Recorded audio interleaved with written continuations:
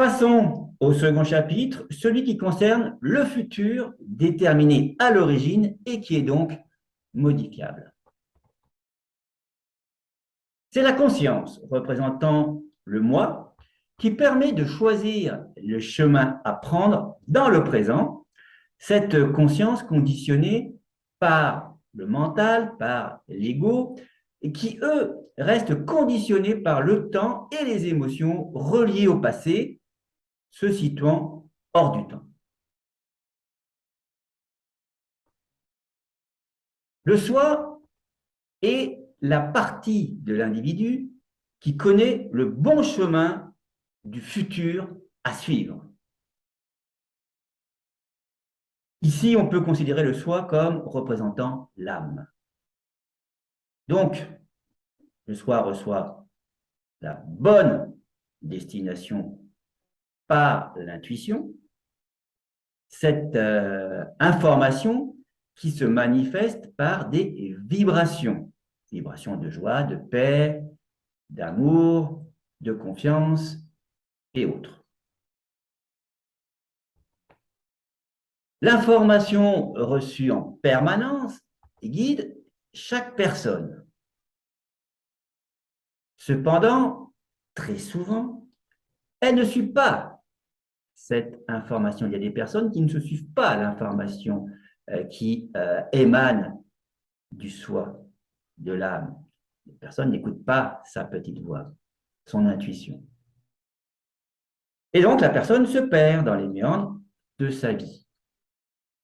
C'est exactement la même situation qu'une personne qui conduit son véhicule a l'habitude de se repérer à l'aide de son GPS, qui connaît la destination, tout est bien enregistré, et la personne décide de prendre un autre itinéraire et se perd.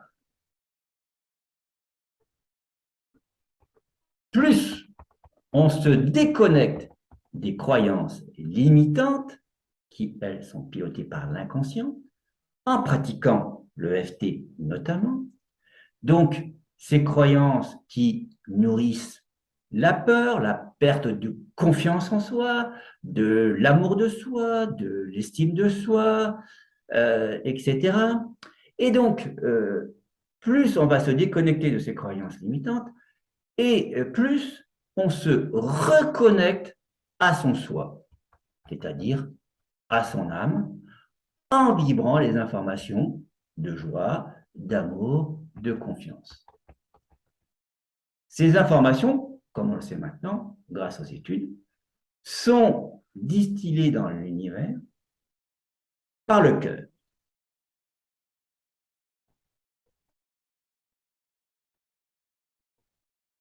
Nous pouvons comprendre que cette faculté de changer la réalité de son futur fait évoluer le comportement, la personnalité, et permet les synchronicités, poussant vers les réalisations de sa vie qui jamais n'auraient pu être atteintes, puisque l'ancien comportement qui lui était limité ne s'en sentait pas capable. On est là dans une véritable libération.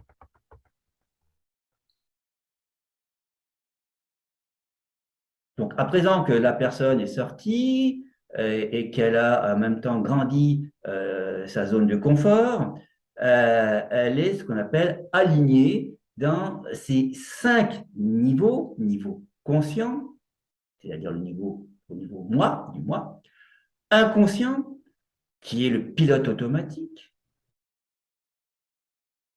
l'âme, c'est-à-dire le soi, le corps, la partie physique, et le niveau qui est lié à l'esprit. Alors l'esprit, c'est cette partie immatérielle qui est source d'information. Alors vous connaissez certainement cette image qui présente ce cheminement individuel avec une calèche qui est tirée par 2 chevaux et qui est conduite par un cocher dans laquelle se tient un passager. Alors je vous propose de reprendre cette image pour comprendre ces différentes notions que l'on vient de voir. Et ensuite, nous reverrons une seconde image beaucoup plus personnelle que j'utilise beaucoup pour effectivement mieux appréhender ces différentes notions que nous avons étudiées.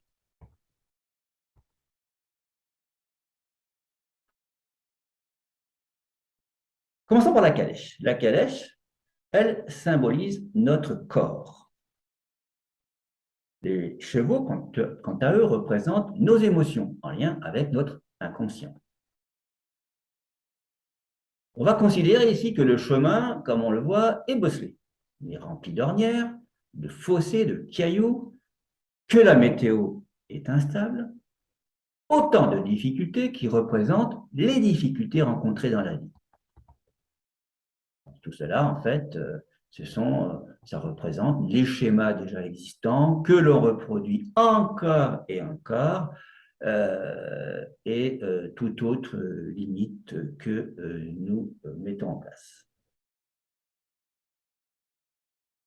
Alors, je rappelle que ces chevaux symbolisent en fait notre inconscient lié aux différentes émotions qui, elles, nous mènent dans la vie. Le cocher, lui, représente notre mental, notre comportement ou partie consciente. Alors, naturellement, la calèche ici possède 4 roues.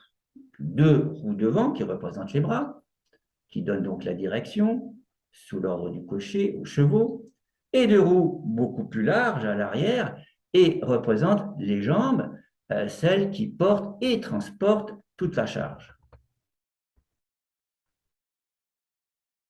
À l'intérieur de la calèche se tient un passager qui, lui, va symboliser notre âme. C'est lui qui sait où il veut aller. C'est le GPS. L'esprit, lui, est considéré comme étant le maître immatériel relié à la source de l'information. Voilà, donc là, on comprend un peu mieux donc, tout ce dont on a parlé à travers cette image. Continuons maintenant sur cette image. Au départ, on est d'accord, c'est bien le passager, c'est-à-dire l'âme, qui a donné la destination à la calèche, enfin notamment au cocher, à la calèche, pour qu'elle se dirige sur le chemin, et notamment sur le bon chemin. Donc, on est lié là à la destinée. Alors, cette calèche, qui, encore une fois, est conduite en apparence par le cocher, c'est-à-dire par la conscience. C'est en apparence. Vous savez que l'inconscient est supérieur au conscient. On dit 95% en moyenne en mode inconscient. Petit rappel. Alors ici, la qualité du voyage et l'arrivée à la bonne destination et en bonne forme et avec toutes ses parties sont donc liées au comportement du cocher, c'est-à-dire au mental conscient. Si le cocher, pour une raison ou pour une autre, énerve les chevaux, c'est-à-dire les émotions, il active les émotions, ceux-ci vont s'emballer au risque de provoquer un accident et donc des dégâts. Si la calèche elle-même passe, parce que le cocher ne fait pas très attention, en plus, donc dans les ornières, qui représentent, je rappelle, les schémas qui se répètent, ou bien si elle prend les traces causées par les autres calèches, au risque de quitter sa propre trajectoire, c'est-à-dire, dans la vie courante, c'est suivre la vie des autres. Voilà. Eh bien, le voyage devient de plus en plus difficile, inconfortable, et ce, pour tout le monde, pour le véhicule, notre corps qui souffre, le cocher, et bien sûr, le passager, c'est-à-dire l'âme. On comprend que du comportement du cocher eh bien, dépend la bonne qualité du cheminement. C'est lui qui tient les rênes. Il se peut également qu'en arrivant à des carrefours, à des bifurcations, le cocher prenne une mauvaise direction au risque de se tromper, d'arriver en retard, voire même de se perdre. Si le cocher a une fantaisie en se disant « Tiens, je veux prendre un autre chemin, celui-là je ne connais pas, je pense qu'il rejoint parce que ça ne peut pas être autrement, c'est dans sa croyance, eh bien, il y a risque d'arriver en retard, de se perdre. On peut même dire qu'il y a danger si le cocher, donc notre comportement conscient, est trop sûr de lui. Par contre, tout passe sous contrôle et sécurité si le cocher demande et écoute régulièrement l'avis du passager, c'est-à-dire le soi qui sait, s'il écoute la petite voix.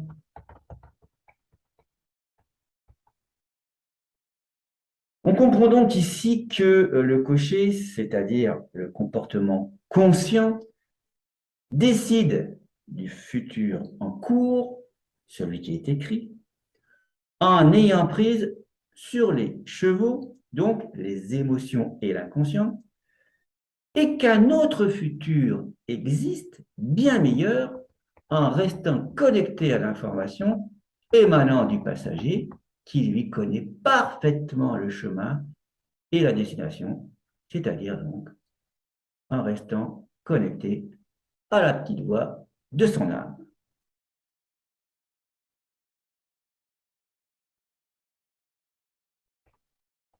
Je rappelle que l'esprit, qui est cette partie immatérielle, est relié à la conscience collective. L'âme, considérée comme partie divine, est une sorte d'intermédiaire entre l'esprit et le corps, qui, je le rappelle, communique avec le cœur.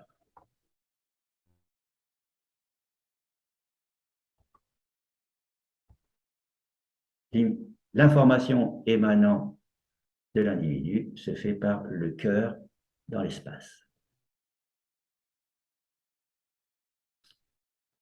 Voilà donc, à travers cette image de cette calèche,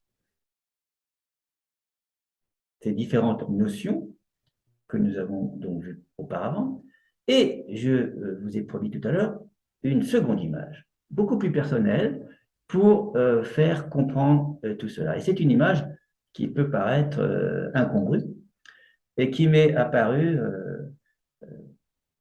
en plein direct lors d'une formation, lorsqu'on m'a posé la question sur ce qu'était l'âme. Et ma connexion de l'époque m'a fait tout de suite rebondir, alors sans que j'y ai réfléchi, eh bien, sur l'image qui est en lien avec les autotamponneuses. C'est une image, en fait, pour comprendre cette mécanique humaine responsable de son futur. Et quand je dis responsable, c'est être capable de répondre et donc être capable de fabriquer, de se construire son futur tel qu'on le souhaite, c'est-à-dire donc sa destinée. Donc, il s'agit de cette image concernant les auto-tamponneuses. Vous connaissez tous les autotamponneuses. Sur la piste roulent plusieurs véhicules pilotés par des personnes différentes, véhicules pouvant représenter ici des corps physiques. Tous les véhicules, vous le savez, sont reliés à la même source d'énergie à travers une grille au-dessus de la piste, grille et piste que l'on peut comparer à l'univers, à la matrice. Chaque individu reçoit donc sa propre énergie, l'information, sous forme d'étincelles. Vous savez, cette étincelle que l'on voit parfois lorsque le haut de la perche, la petite partie en fer, touche, enfin, qui est toujours en lien avec la grille, eh bien, les étincelles qui peuvent être faites ici, eh bien, c'est cette énergie qui est donc l'information qui permet donc d'amener le véhicule a fonctionné. Et donc, c'est ce que l'on peut rapprocher à l'âme. Cette petite étincelle, c'est l'âme qui permet ensuite donc de se mouvoir. Alors, dans la voiture, le corps physique, se trouve la personnalité, donc la personnalité, c'est-à-dire l'individu, hein, qui, selon son formatage, ses croyances, sa personnalité, donc, va essayer soit d'éviter les autres, si c'est quelqu'un qui a un peu peur, ou bien alors, au contraire, si c'est quelqu'un de téméraire, de belliqueux, qui veut montrer sa supériorité, qui a un gros ego, etc., bien, il va vouloir tamponner le plus fort possible les autres véhicules. Donc, on voit, on a la même énergie, mais le comportement, lui, n'est pas le même. Donc, on voit ici que les différents futurs se préparent selon le formatage. Croyance, limitante, etc. Alors, au cas où cet individu qui veut renverser, tamponner tout le monde fortement, au cas où il loupe le véhicule en face de lui et il se fracasse la tête sur le volant en voulant donc tamponner les autres et donc se retrouver sur le rebord de la piste et boum, la tête sur le volant. Donc, ici, ces douleurs sont bien le résultat d'un choix. La personne va souffrir, va même pleurer, elle va se plaindre, qu'est-ce qui lui arrive, pourquoi ça lui arrive, etc. Et en fait, eh bien, c'est bien le résultat de son choix. Alors que celui qui reçoit la même énergie, lui, n'a rien reçu. Il n'a pas de dégâts. Alors, allons plus loin en expliquant que le futur de chaque personne est intriqué avec celui des autres. Et oui, le futur de celui qui est tamponné est différent que s'il avait évité le choc. De même que le futur des personnes qui ont évité le choc est différent que si elles avaient été percutées. Elles seraient parties dans d'autres directions, elles seraient rentrées en collision avec d'autres véhicules, etc. Vous voyez cette interconnexion.